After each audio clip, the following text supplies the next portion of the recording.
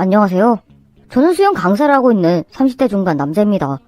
아내도 저와 같이 스포츠센터에서 에어로빅 강사를 하고 있는데 같은 직장에서 만나 연애를 했고 결혼까지 하게 됐죠. 서로 운동을 직업으로 하고 있다 보니까 성격도 잘 맞고 급속도로 가까워져서 마침내 결혼까지 하게 됐어요. 게다가 서로 종교도 같아서 같이 교회에 다녔습니다. 사실 저는 아주 열심히 다니진 않지만 그래도 서로 같은 종교라서 그 문제로 다투진 않을 거라 생각했죠. 그리고 저와 아내는 같은 체육인이기도 하고 같은 종교를 갖고 있어서 천생연분이었어요. 체육인들은 종교 문제뿐만 아니라 직업적인 특성 때문에 비체육인들과 대화를 나눌 때 좀 부딪히는 문제가 있거든요. 솔직히 우리 같은 체육인들은 좀 단순한 구석이 있습니다. 매사에 복잡하게 생각하지 않고 소위 말빨이라는 게 다른 사람들보다 부족하기 쉽거든요. 그래서 비체육인과 연애를 시도할 때 최대 걸림돌이 대화였죠. 소개팅 같은 데 가면 상대 여성이 저를 보고 첫눈에 호감을 갖습니다. 몸도 건장하고 제가 수영을 하다 보니 어깨가 다른 남자들보다 넓거든요. 그래서 연예인들처럼 작은 얼굴은 아닌데도 상대적으로 얼굴이 작게 보이면서 호감을 발산했어요. 하지만 그 뒤에 만남이 잘 이어지지 않았죠. 제가 그렇게 말재간이 있지는 않거든요. 말보다는 몸쓰기를 좋아하다 보니 그렇게 된 거죠. 그리고 아내도 저와 마찬가지였습니다. 그래서 아내와 관계가 발전되고 연애를 할 때 서로 참 좋았죠. 연애 시절 데이트할 때도 여름철에는 물에서 즐길 수 있는 레저 스포츠를 하고 겨울에는 스키 같은 걸 즐겼어요. 스키는 아내와 제가 겨울철만 되면 무조건 시즌권을 끄는 뒤 매주 주말에 스키장에서 살다시피 했죠. 평일에도 수영 저녁반이 없는 날에는 야간 스키를 타러 가기도 했고요. 물론 저와 아내의 전공이 수영과 에어로빅인데 무슨 스키냐 의문을 가지실 수 있는데요. 보통 체육 전공한 사람들은 자기 전공이 아니어도 일반적인 레저 스포츠는 죄다 잘합니다. 체육 대학 다닐 때 배우기도 하고 남들보다 운동신경이 좀 발달되어 있어서 처음 하는 것도 금세 배우거든요. 그렇게 아내와 저는 비슷한 직업, 집안에 같은 종교를 가져서 서로 궁합이 잘 맞아 연애도 잘하고 결혼도 하게 됐죠. 그리고 그것뿐만이 아니었어요. 보통 드라마 같은 거 보면 둘이 좋아 죽어도 상대방 집안 어른들이 반대를 하면 결혼까진 못 가는 경우가 있잖아요. 그런데 저는 결혼 전 연애 시절에 처음 처가에 갔을 때 저 부모님들이 무척 저를 좋아하셨죠. 특히 지금은 장모님이 되신 당시는 여자친구의 어머님이 저를 참 좋아하셨습니다. 연애 시절 처음 아내의 집에 방문했을 때 장모님이 저한테 그러시더라고요. 아휴, 어쩜 수영을 해서 그런지 어깨도 떡 벌어지고 몸매가 아주 예술이네. 그러면서 제 어깨를 막 쓰다듬으셨죠. 그런데 뭐 거기까지는 뭐 그러실 수 있겠다 싶었는데 그 뒤에는 제 하체 부위에 손을 대셨어요. 에휴, 장단지도 완전 말근육이야. 돌덩이처럼 아주 단단해. 그래서 저는 처음 뵀는데 좀 너무 과하게 친밀감을 표시하는 거 아닌가 당황스러웠죠. 그리고 제 표정을 읽은 아내가 상황을 무마하려고 이렇게 말했습니다. 자기야, 우리 엄마가 좀 부침성이 좋아. 그 말에 장모님도 눈치를 채시고 말씀하셨죠. 아차, 이런. 오늘 처음 만나는데 내가 좀 주책을 부렸네. 하지만 당시만 해도 처음 방문하는 여자친구의 집이었고 장모님 성격이 워낙 외향적인가 보다 했습니다. 그리고 장모님도 운동을 좋아한다고 하시면서 제게 당신의 몸 관리가 어떠냐고 물어보셨죠. 그래서 장모님의 외관을 한번 훑어보는데 보통 그 연배의 여성들에 비해서 엄청 젊게 보이셨어요. 몸에 군살도 거의 없고 자세히 보지 않으면 30대 후반, 40대 초반 정도로 보일 정도였죠. 그렇지만 장모님과 반대로 장인은 완전히 약골로 보였습니다. 운동이랑 겉하고는 완전히 담쌓은 분처럼 자세도 꾸부정하고 바싹 마른 체형이었죠. 그 나이에 살이라도 좀 붙었으면 덜했을 텐데 지방이라고는 거의 없이 바싹 말라서 나이보다 더 늙어 보였어요. 바람이 세게 불면 휙 날아갈 것 같다고나 할까? 활기차고 거침없는 장모님과는 완전히 대조적으로 마른 장작처럼 힘없이 거실 구석에 앉아 계셨죠. 그리고 장모님은 그런 장인에 대해 이렇게 말씀하셨습니다. 땡땡 아빠 몸이 좀 약해서 건강하게 해달라고 열심히 기도를 하는데 기도가 부족해서인지. 그래서 제가 그냥 흘리는 말로 이렇게 물었죠. 병원에는 가보셨어요? 그랬더니 장모님이 아주 진지하게 이런 말씀을 하셨습니다. 아무래도 아주 못된 귀신이 붙은 것 같아. 귀신? 저는 장모님의 그 말을 들었을 당시에는 장모님이 아주 독실하신가 보다 했어요. 간혹 믿음 생활 열심히 하시는 분들 중에 교회를 열심히 다니면 병도 나을 수 있다고 믿으시는 분들이 있거든요. 병이 드는 것도 다 귀신이 들어와 그런 거라고 생각하면서요. 그래서 저희 장모님도 그런 분이시구나 했습니다. 그러던 어느 날 한밤중에 장모님께 전화가 왔어요. 아이고, 땡땡 아빠가 쓰러졌어. 지금 우리 집에 올 수 있겠나? 장인어른께서요? 그럼 119에 먼저 전화하세요. 지금 당장 출발하겠습니다. 119요, 119! 그리고 저는 차를 몰고 처가로 갔죠. 저희 집과 처가는 그렇게 멀리 떨어져 있지 않거든요.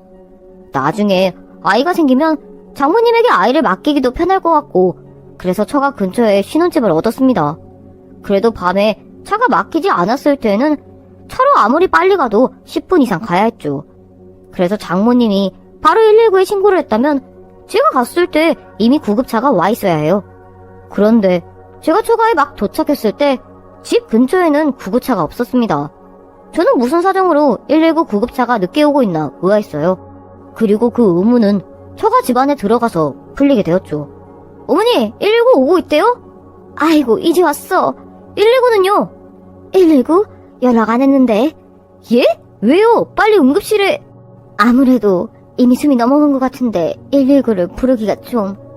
저는 도무지 장모님의 반응을 이해할 수 없었습니다. 그래서 급히 안방으로 뛰어 들어갔죠. 그런데 안방 분위기가 좀 이상했어요. 침대 한가운데 장인이 누워 계셨고 그 옆에 커다란 십자가가 눕혀져 있었죠. 그리고 침대 아래에는 성경책이 펼쳐져 있었는데 그 성경책이 한 권이 아니라 두 권이었어요.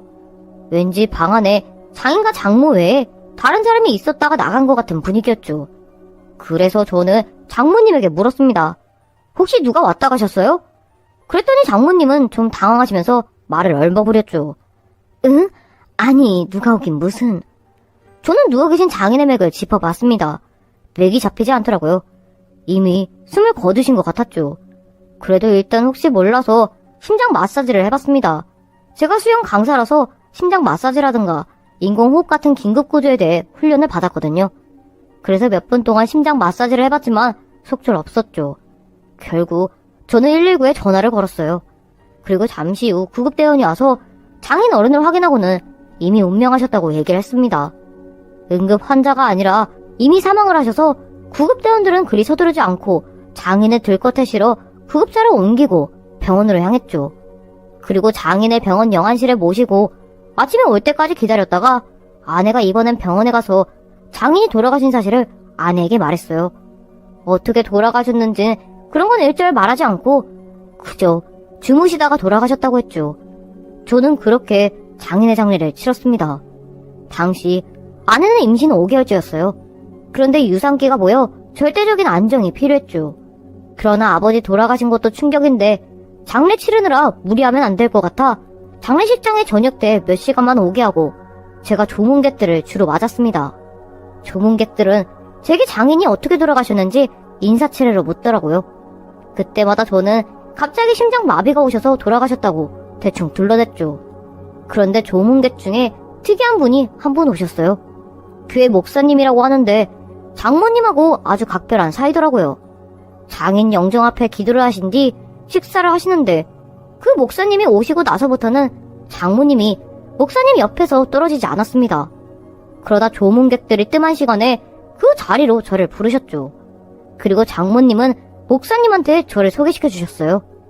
이보게 목사님께 인사드리게 내가 평생 의지해온 목사님이셔. 저는 어색하게 그 목사님과 인사를 나누었죠. 그리고 목사님과 몇 마디 대화를 나눠보는데 이 목사님이란 분이 여느 목사님들과는 좀 다르더라고요. 뭐랄까 사입이 같다고나 할까? 그런데 장모님 말씀으로는 시집와서 애가 안 생겼는데 그 목사님의 말씀을 따라서 조치를 취하니까 딸을 얻었다고 했습니다. 그리고 그 딸이 지금 제 아내가 된 거죠. 이사를 갈 때나 어디 땅을 살 때나 심지어 병이 생겨도 의사를 찾아가는 게 아니라 그 목사님을 찾아가서 안수 기도를 받으셨대요. 목사님이 기도를 해주시면 안 낫는 병이 없었다면서요. 장인이 돌아가신 것도 그 목사님의 말에 따르면 나쁜 귀신이 붙어서 그랬다고 했습니다. 저는 아무리 기독교 신자긴 하지만 맹목적으로 막 믿고 그러진 않습니다. 그저 주일에 교회에 가서 예배를 드리는 정도죠. 그것도 빼먹을 때가 많지만 말이에요. 평범하게 교회를 다니고 있는 제 눈에 보기에 그 목사님은 아무래도 사이비 목사 같았죠. 그리고 그 사기꾼과 같은 목사님과 제가 부딪히기 시작한 건 장례식 때부터였습니다. 조문객들 다 가고 밤 12시가 넘었는데도 그 목사님은 자리를 지키셨어요. 아내도 몇 시간 전에 집에 들어갔는데 말이에요. 다음날이 장인어른 발인이라 새벽에 일찍 나와야 해서 일찍 들여보냈죠. 그래서 장례식장에는 저와 장모님 그리고 그 목사님만 남았습니다. 저는 술도 좀 마셨겠다 하루 종일 조문객 상대하느라 피곤해서 장례식장 한켠에서 쪽잠을 자고 있었어요. 그런데 잠결에 이상한 소리가 들리기 시작했죠. 눈을 떠보니 장례식장 구석에서 장모님과 목사님이 함께 있는데 장모님이 이상한 신음소리를 내는 겁니다. 장모님은 누워 계셨고 그 옆에 목사님이 장모님의 몸에 손을 대고 있었죠. 저도 처음에 제가 꿈을 꾸는 줄 알았어요. 그 광경이 너무도 핵에 망측했거든요. 그런데 꿈이 아니었죠. 아니, 저 양반들이 다른 것도 아니고 장례식장에서 뭐하는 짓들이지? 민망한 일이기도 했지만 도저히 그대로 두고 볼 수 없어서 장모님이 있는 곳으로 갔습니다. 장모님, 지금 두 분이서 뭐 하시는 거예요? 저는 따지도 물었죠. 그랬더니 장모님은 대수롭지 않다는 듯 말하더군요. 응, 지금 목사님한테 기도를 받고 있어. 장인한테 붙어있던 귀신이 나한테 들어올 수도 있거든. 정말 기가 막혔죠. 모르는 사람이 보면 목사님이 장모님을 더듬는 것처럼 보였거든요. 그런 걸 기도라고 하니 참 황당했습니다. 그런데 그 목사님이란 사람의 말은 더 가관이었죠. 사이분한테도 귀신이 보입니다. 정말 어이가 없더라고요. 지금 이 양반이 무슨 소리를 하는 건가 황당했습니다. 그래서 저는 너무 기분이 더럽고 나빠서 그 목사님을 좀 무례할 정도로 대하며 돌려보냈어요.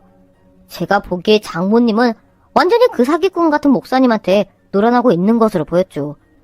어찌됐든 장례를 마치고 저는 아내한테 조심스럽게 목사님이라는 사람에 대해 말을 했습니다. 아내도 그 목사님을 잘 알고 있더라고요.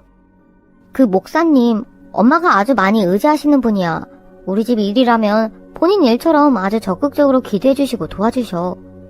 그래서 저는 아내한테 장례식장에서 장모님과 목사님이 했던 일을 얘기해줬어요. 그런데도 아내는 대수롭지 않게 여기더라고요. 장인이 살아계실 때도 목사님이 집에 찾아와 귀신을 쫓는 기도를 종종 했다는 겁니다. 어처구니가 없더군요. 도무지 제 상식으로는 납득할 수가 없었죠.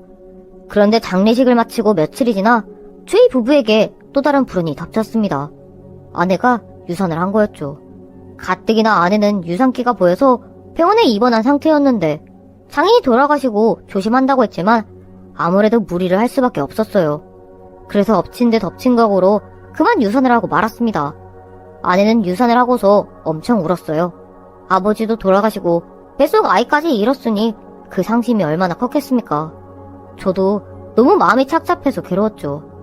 그래도 저보다 수십, 아니 수백 배는 더 아파할 아내를 위로하기 위해 마음을 굳게 먹었어요.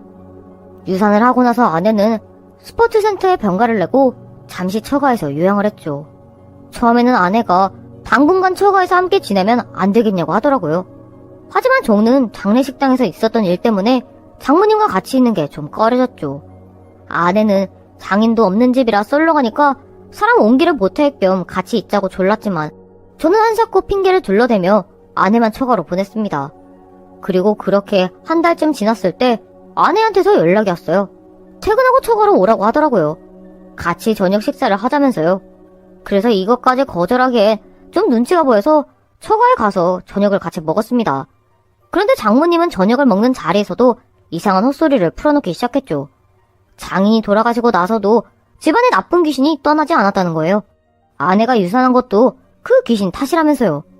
저는 또 그 소리를 들으니까 발끈해서 얘기했죠. 장모님, 제발 그런 말도 안 되는 소리 좀 하지 마세요. 이 사람 원래 유산기가 있었어요. 의사 선생님이 절대적인 안정이 필요하다고 했는데 장인어른이 돌아가신 겁니다. 장례 치르느라 스트레스 받고 그래서 악화된 거지 무슨 귀신이 어쩌고 저쩌고입니까? 자네도 교회 다니지 않나? 성경 말씀에 다 나와 있는 건데 왜 안 믿어? 귀신 쫓으니까 장님이 눈을 뜨고 안증뱅이가 일어서고 그랬잖아. 목사님도 그러셨어. 귀신을 제대로 쫓아내야 다시 아이도 가질 수 있고 건강을 유지할 수 있대. 저는 언제까지 장모의 그런 헛소리를 들어야 하나 화가 치밀었어요. 그래서 더 이상 있다가는 저도 화를 참지 못하고 막 성질을 부릴 것 같아서 집에 돌아오려고 했습니다. 그랬는데 아내가 저를 붙잡았죠. 네, 엄마야. 날 봐서라도 그냥 엄마 말 좀 들어주면 안 돼? 엄마가 당신 잘 되라고 저러지 뭐 못 되라고 그러겠어? 그냥 그러려니 하고 좀 봐줘, 응? 눈물까지 흘려가면서 저를 붙잡는 아내를 보니까 도저히 그냥 뿌리칠 수가 없었습니다. 그래서 감정을 꾹 누르고 거실 소파에 앉아 있었어요. 그런데 아내가 차를 내오더라고요.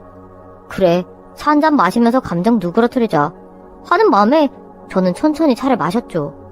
그러고는 뒤부터 기억을 잃었습니다. 갑자기 잠이 든 건지 기절을 한 건지 그냥 완전히 기억이 사라졌죠. 그리고 다시 눈을 떴을 때는 정말 끔찍한 일들이 벌어졌어요. 정신을 잃고 시간이 얼마나 흘렀을까? 이상한 느낌을 받으며 무거운 눈꺼풀을 올렸죠. 그러자 저는 침대에 누워있었고 제 주변에 아내와 장모 그리고 문제에 그 사이비 목사가 앉아 있었습니다. 그들은 알아들을 수 없는 말을 마구하며 기도를 하는 듯했죠. 그 알아들을 수 없는 말이라는 게 소위 방언이라는 거예요. 저도 교회 다니면서 간혹 그런 방언 기도를 하는 사람을 보긴 했지만 저를 둘러싸고 여러 사람이 한꺼번에 방언 기도를 하니까 공포를 느꼈습니다. 그리고 그때 목사가 자리에서 일어서더니 알 수 없는 말들을 외치기 시작했죠. 아내와 장모는 옆에서 더 큰 소리로 방언 기도를 했어요. 저는 거기서 벗어나 보려고 비명을 지르기 시작했습니다. 그러니까 목사는 더 큰 소리로 이렇게 외쳤죠. 귀신아, 물러거라! 예수님의 이름으로 명하노니 쏙 물러가라!